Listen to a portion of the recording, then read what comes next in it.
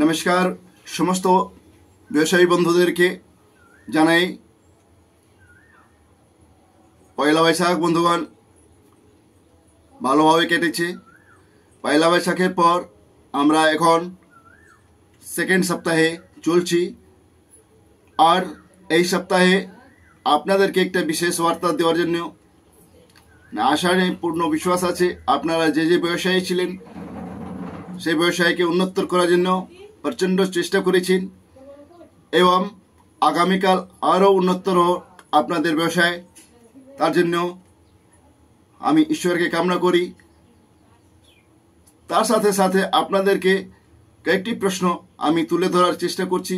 আপনি একজন ব্যবসায়ী, হঠাৎ যদি কোনো রকমের দুর্ঘটনা যেমন পহলগামে হলো, পুলওয়ামাতে হয়েছিল এবং মুর্শিদাবাদেও হয়েছিল, যেটা আমরা জানতাম না এই দুর্ঘটনা ঘটে যায়, সেই মুহূর্তে যদি সে জায়গায় যদি আমি থাকতাম তাহলে আমার পরিবারে এবং আমার ব্যবসায়ের কি ফলাবতী হতে পারত, তার জন্য আমি কি ইমার্জেন্সি ফান্ড তৈরি করে রেখেছি, কি লাইফ ইন্স্যুরেন্সের প্রিমিয়ামগুলোকে আপডেট করে রেখেছি, ওয়া যদি না করে থাকি প্রতিটি বছরে আমার টাকার প্রয়োজন পড়ে পয়লা বৈশাখে, তার জন্য কোনো ফান্ড তৈরি করে রেখেছি।